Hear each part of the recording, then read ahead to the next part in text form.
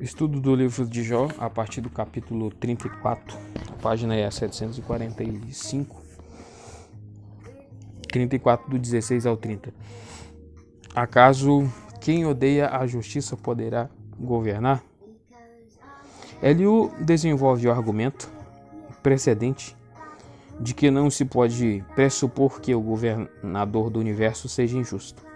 Deus é justo e poderoso, ele tem o poder de julgar reis e nobres, de destruí-los sem depender de investigações, pois já enxerga os seus passos. Ele pode derrubá-los de um dia para o outro. As suas obras poderosas estão em concordância exata com a sua justiça. Ele não é parcial com príncipes ou com o rico. Recompensa os homens de acordo com seus atos e os castiga por sua maldade, porque desobedeceram às suas leis e oprimiram os pobres. O enigmático 29, versículo 29, talvez seja dirigido mais diretamente a Jó, significando: se nessas circunstâncias Deus permanecer calado e esconder o rosto e não causar a vindicação, como Jó está reivindicando, quem poderá condená-lo? Dizer que ele faz o que é injusto? Em todo caso, esse é o tema geral do discurso de Eliú a Jó. 4. Mas Jó ainda acrescenta a revolta aos seus pecados, 34, 31 ao 37. Estes versículos estão entre os mais obscuros no livro todo. Uma coisa está clara: Eliú considera a constante exigência de vindicação por parte de Jó, o acréscimo do pecado da revolta à sua lista de pecados, pois isso faz Deus estar errado. Eliú imagina o caso de alguém que foi castigado por seu pecado e agora vem para se arrepender. De acordo com Eliú, a teologia de Jó não permite que Deus perdoe esse pecador arrependido, pois Jó exigia que uma pessoa que sofreu nas mãos de Deus exigisse a vindicação e rejeitasse o perdão. Se essa interpretação do versículo 33 está correta, Eliú está sendo injusto mais uma vez com Jó, pois que Jó não defende que todo o sofrimento seja inocente. É fácil, no entanto, perceber como uma pessoa que afirma que o seu sofrimento é imerecido pode ser difamada por pessoas como Eliú, como se dissessem que todo sofrimento é igualmente merecido. Letra C, o terceiro discurso de Eliú, capítulo 35, do 1 ao 16. Número 1, que vantagem tem o justo? Os discursos de Eliú não são muito claros, mas aqui ele parece retomar novamente a afirmação que ele pôs na boca de Jó em 34:9. Não dá lucro agradar a Deus. Essa não é a posição de Jó, nem é dele a pergunta: que vantagem tenho eu e o que ganho se não pecar? Eliú imagina que essas sejam as perguntas de Jó, mas ele as responde para Jó ao argumentar que a pessoa não pode achar que está em condições melhores só porque é justa. Visto que Deus é tão grande, o que acontece na terra pouco lhe interessa. Mesmo que seja maldade, essa posição, embora tenha semelhança com a declaração de Jó em 7:20, não concorda com a defesa determinada que Eliú faz da doutrina da retribuição. Assim, a sua lógica deve ser considerada bastante deficiente. 2. Por que Jó não é liberto? 35, do 9 ao 16. Visto que a queixa de Jó tem sido que Deus lhe tomou seu direito, 27.2, Eliú se ocupa com a questão de por que Jó não foi liberto da sua aflição, tendo lidado anteriormente com a questão se Deus perverte a justiça ao ignorar uma queixa justa. Aqui ele trabalha com a causa dos aflitos que se lamentam sob fardos de opressão. Eles nem sempre são libertos. Por que não? Porque algo está faltando no seu clamor. Foi uma súplica involuntária e eles não a dirigiram a Deus, o seu Criador, que pode mudar a sorte, pois ele é o que de noite faz surgir em cânticos. Versículo 2. O que pode dar mais sabedoria aos homens do que aos animais da terra e às aves do céu. Eles não são atendidos porque na sua arrogância se negam a clamar a ele. Essas súplicas são vãs e desprezadas por Deus. O mesmo se aplica a Jó, diz Eliú, que simplesmente tem se lamentado dos seus sofrimentos e não se dirigiu a Deus. Versículo 14.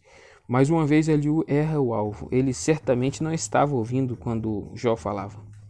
Letra D, o quarto discurso de Eliú. Esse discurso final de Eliú tem dois movimentos. No primeiro, ou talvez 2:21, ele reitera a sua compreensão da função do sofrimento como disciplina. No segundo, elogia o poder e a sabedoria de Deus na criação, que ele considera a autorização de Deus para ser o governador moral do universo. Primeiro, a função do sofrimento como disciplina. Letra A, introdução. O interesse de Eliú ainda é falar em defesa de Deus e atribuir justiça ao seu Criador, provar que não houve um veredito injusto no caso de Jó. Visto que Deus está em posição tão elevada acima dos homens, ele precisa adquirir o seu conhecimento de longe. Ele também garante a Jó que Eliú, tem as respostas, ele tem a perfeição no conhecimento, tem conhecimento exato. Ele não está afirmando ser onisciente. Letra B, a aflição como disciplina.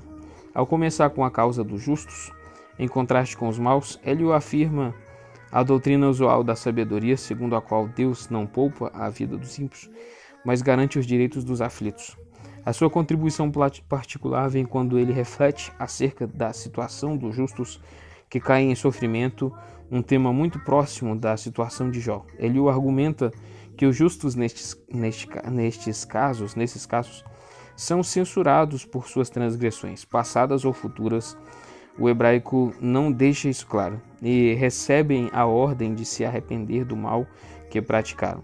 Assim, o sofrimento é disciplina divina, um ponto que já ouvimos da boca de Eliú. Se os justos aceitam esse tipo de advertência, muito bem.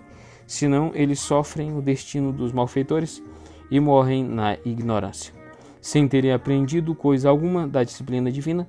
O tema dos versículos 11 e 12 é então desenvolvido nos versículos 13 e 16. Os ímpios, quando aflitos, simplesmente guardam ressentimento no seu coração e não clamam por socorro a Deus. Eles morrem em plena juventude e em vergonha. Os piedosos, por outro lado, cujos ouvidos estão abertos para o que Deus lhes está ensinando por meio das adversidades, são libertos. Também a ti ele quer arrancar da angústia. Eliú parece expressar a esperança de que Jó esteja nesse segundo grupo. Letra C, mas Jó está em perigo. Embora Eliú tenha expressado sua esperança de que Jó esteja entre os justos, no momento tudo indica que ele está do lado daqueles que não aprendem dos seus sofrimentos e por isso está farto com o julgamento que cabe aos ímpios. Como resultado, nem mesmo os seus grandes esforços vão guardá-lo da aflição. Ele precisa direcionar sua súplica a Deus e exaltar as suas obras em meio a tantas adversidades. Grande parte dessa estrofe está longe de ser compreensível. 2. O poder e a sabedoria de Deus na criação, 36:26 a 37:24. O belo hino acerca do poder criativo e da sabedoria de Deus que segue é relevante para o discurso de Eliú, somente porque ele crê que é o poder criativo de Deus que dá o direito de ser o juiz moral do mundo. Este poema pode ser considerado uma ampliação de 34 do 10 ao 15. Assim, embora seja semelhante em muitos aspectos ao capítulo 38, no início dos discursos de Deus, Eliú não rouba o ponto de vista de Deus, pois ele quer destacar outro aspecto. Eliú começa com a afirmação de que Deus é grande. O tema do presente poema, literalmente, nós não o conhecemos completamente. A sua grandeza transcende o nosso conhecimento. Letra A, as nuvens e a chuva. Primeiro vem a referência à maravilha da vinda da chuva, embora saibam os hoje muito mais do que Eliú sabia acerca dos movimentos das nuvens. Ainda existem mistérios profundos até mesmo ao nível simplesmente físico deste processo.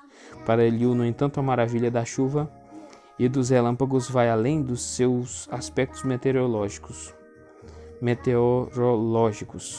Eles são uma forma que Deus usa para julgar as pessoas, pois o mesmo fenômeno pode ser benefício, fornece grande fartura, ou destrutivo, ele é o que é zeloso contra o mal, nota de rodapé da NVI. Letra B, o temporal, versículo 37, do 1 ao 5. O texto paralelo de Abacuque 3,6 indica que é a percepção da presença viva do próprio Deus no trovão e nos relâmpagos que faz os homens tremerem. Versículo 1, Andersen. Letra C, a chuva e a neve do inverno. Os temporais do inverno, por meio dos quais Deus faz as pessoas ficarem em casa. Versículo 7a, NTLH. E mantém os animais selvagens em seus esconderijos, não revelam somente o poder de Deus em controlar. Versículo 12. Essas forças que subjugam tanto os homens quanto as feras, mas também expressam sua sabedoria no uso das forças da natureza para diversos propósitos, seja para castigar os homens, seja para o seu próprio prazer, para regar a sua terra, seja para mostrar o seu amor pela criação. Letra D, o calor do verão. Nos fenômenos do verão também são retratados o poder e a sabedoria de Deus, nos relâmpagos dos temporais do verão, nas nuvens que ficam tão delicadamente suspensas, no vento sul, nos céus duros como espelhos de bronze, na luz ofuscante do sol do verão. A sabedoria de Deus ultrapassa em tanto a sabedoria de Jó que ele nem consegue entender como esses fenômenos funcionam, e muito menos controlá-los.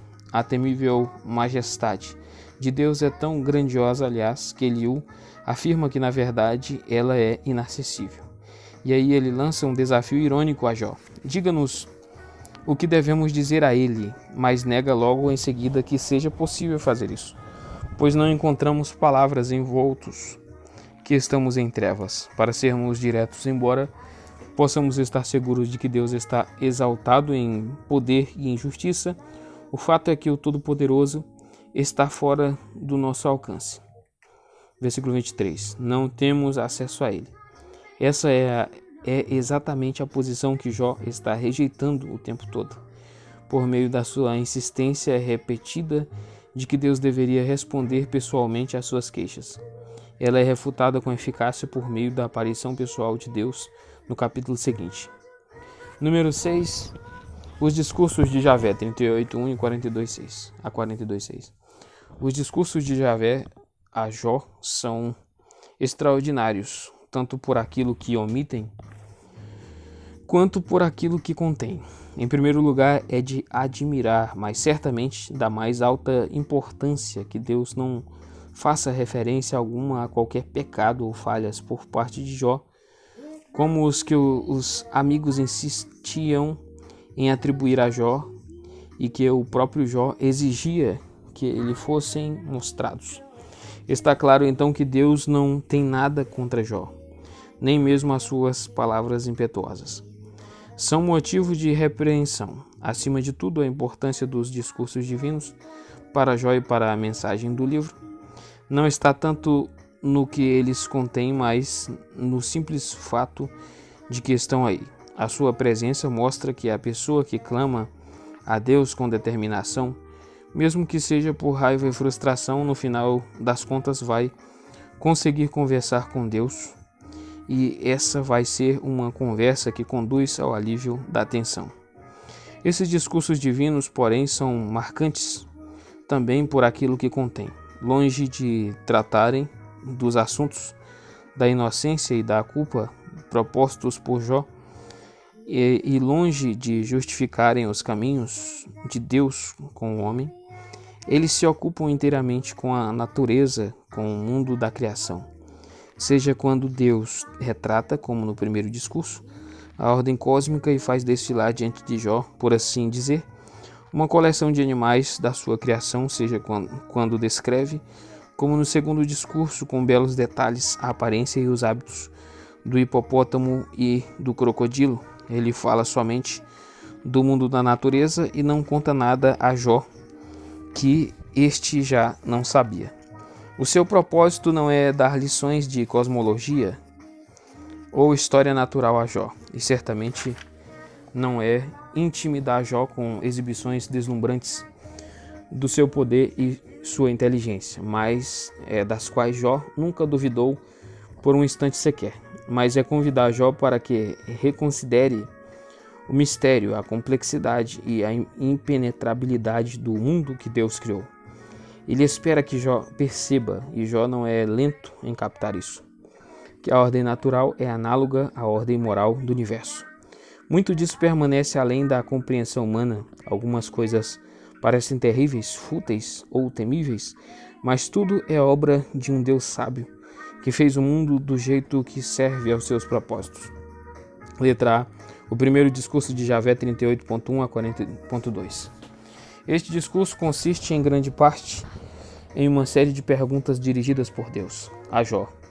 Elas não têm a intenção de humilhar Jó ao expor sua ignorância e incapacidade de responder a Deus. Tampouco tem um propósito de ser uma exibição tal da sabedoria e da onipotência de Deus que exija de Jó que desista da sua tentativa de compreender o que está acontecendo com ele. Em vez disso, essas perguntas desafiam Jó a reconsiderar o que ele já sabe acerca do mundo que Deus criou e a pensar novamente a respeito dos seus mistérios. Depois da introdução em 38.1, Deus chama a atenção de Jó para 10 características da natureza, como exemplos dos seus mistérios, e para 9 espécies do mundo animal. Para ilustrar os mistérios da vida criada, a última nota que Deus toca nos lembra que o diálogo entre Deus e Jó está estruturado em forma de um processo judicial. Também 38.3, visto que é isso que Jó demandou. Mas o propósito do diálogo não é estabelecer a culpa ou a inocência, mas investigar a verdade e expor as realidades da criação.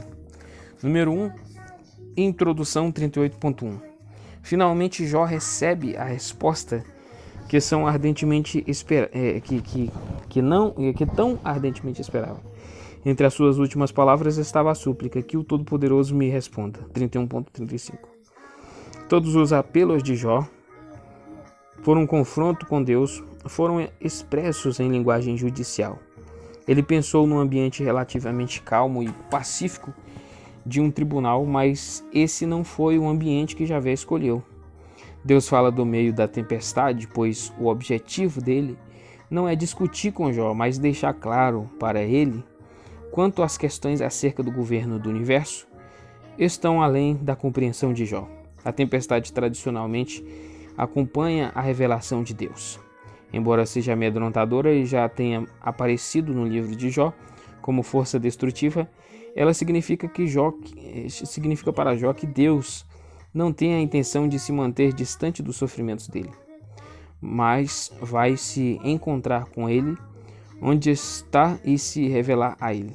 Ao tratar Jó como aquele que obscurece o meu conselho com palavras sem conhecimento, Deus não minimiza a inteligência de Jó, como os amigos fizeram algumas vezes, mas declara que ele não tem compreensão alguma do plano divino conselho acerca da organização do universo.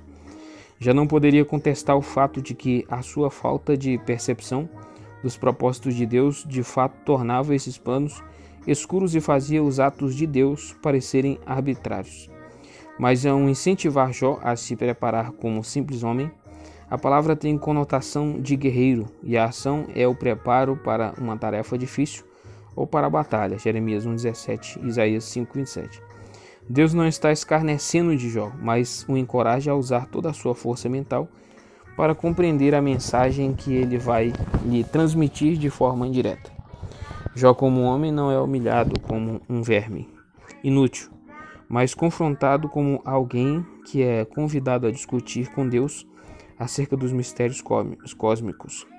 2. Os fenômenos da terra e do céu. 38, do 4 ao 38. Letra A. A criação da terra. Aqui, a criação do mundo é retratada como a construção de um edifício, com alicerces e pedra de esquina e construído segundo o projeto com a ajuda de uma linha de medir. A fundação e a construção da Terra foram acompanhadas da música das estrelas matutinas, que provavelmente são a mesma coisa que os filhos de Deus, os anjos. O lançamento dos alicerces e a colocação da pedra de esquina eram momentos para celebração com música e alegria. Esdras 3, 10, 11, Zacarias 4, 7. Esse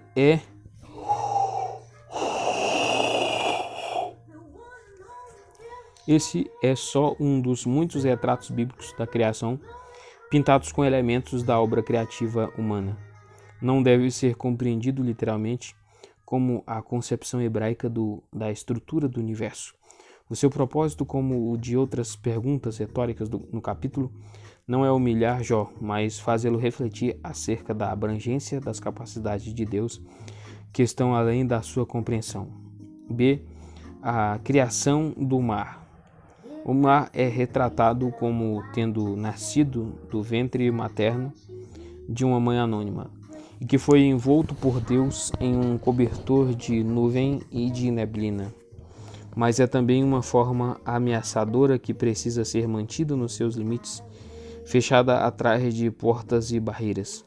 A frase lembra a história babilônica da criação, em que o deus Marduk, depois de conquistar o caótico monstro marinho Tiamat, mantém-no em xeque ao lhe colocar barras e guardas, ordenando-lhes que não permitam que a água escape. Mas não há eco em Jó de um conflito entre Javé e as águas. Aqui Deus protege e controla o misterioso mar. Letra C. A alvorada. Até mesmo a vinda da alvorada está além da compreensão de Jó. Não importa quantas vezes ele já a tenha observado. A Nebe provavelmente está correta em remover desses versículos as referências aos ímpios, que parecem inadequadas nesse contexto, e em encontrar referências a diversos corpos celestes, como as estrelas do mapa dos navegadores, que saem uma a uma, enquanto surge a alvorada.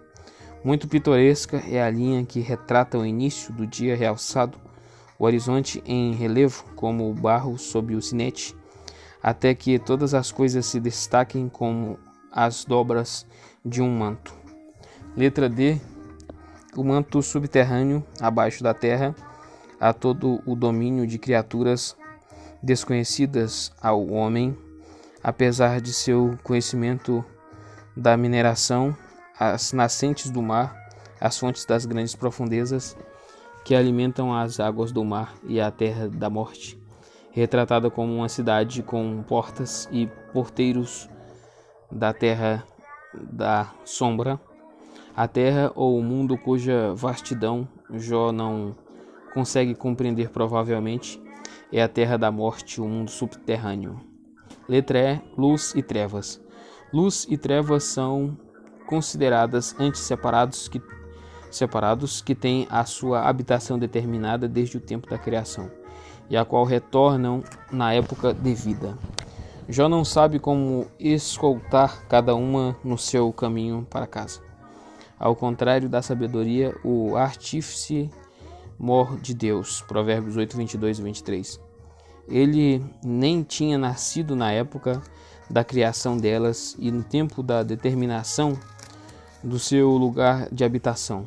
A ironia do versículo 21 não é tão amarga se for lida como pergunta ou como uma afirmação hipotética. Deverias sabê-lo, pois já tinhas nascido e grande é o número dos teus anos. Na BJ. Letra F. Neve. 38, 22 a 23. O que também está além do conhecimento de Jó são os reservatórios de neve e os depósitos de Saraiva, reservados para períodos de tribulação. Versículo 23. Letra G. Tempestades. Não é provável que os ventos orientais causem tempestades e chuvas. Há dificuldades na tradução do versículo 17b. O melhor parece ser seguir a JB, que traduz quando espalha faíscas sobre a terra. O canal para as torrentes de chuva dos depósitos celestes é semelhante às comportas do céu, que foram abertas no tempo do dilúvio. Um novo aspecto é apresentado no versículo 26 e 27, que vai ser desenvolvido em mais detalhes no capítulo 39. Aí se destaca que muito do que acontece na criação não ocorre para o benefício do homem, mas para o benefício das outras partes da criação de Deus, ou simplesmente porque Deus o quer. Aqui é o caso da chuva que cai na terra em que não vive nenhum homem ou no deserto. Letra H, chuva.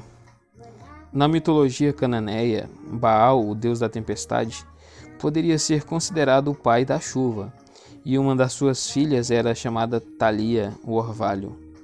Mas aqui se julga óbvio que nenhuma resposta satisfatória pode ser dada acerca da origem da chuva, do orvalho ou do gelo. Isso está além da compreensão humana.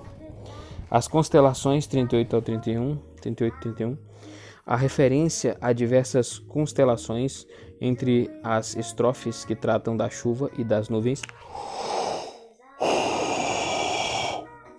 talvez sugira que os corpos celestes são considerados aqui como detentores de alguma influência sobre o clima, embora nada no texto afirme isso especificamente. As doces influências das Pleiades na VA, versículo 31, são somente as cadeias invisíveis, nota de rodapé, que ligam esse conjunto de 7 estrelas. A frase "o domínio de Deus sobre a terra", versículo 33b NVI, é enganosa. A linha pode ser mais bem traduzida por "você na terra pode determinar as leis que as governa"? O Órion, versículo 31, parece retratado, como na mitologia clássica, como um caçador com cinturão, corda e espada. A identificação das outras constelações é incerta, embora a CNBB traduza signos do zodíaco no lugar de constelações. Versículo 32. Nessa série de perguntas retóricas, Javé tem conduzido os pensamentos de Jó para o fato de que qualquer que seja a influência das estrelas, Jó não tem influência alguma sobre elas, nem mesmo das leis da natureza, Neb, que determinam o movimento delas. As nuvens. Jó também não tem influência alguma sobre a vinda da chuva ou a ocorrência de relâmpagos. O versículo 36 é muito obscuro. Será que as nuvens e a névoa, como parece querer dizer o hebraico, têm sabedoria em si, até mesmo em termos poéticos? A Neb encontra aqui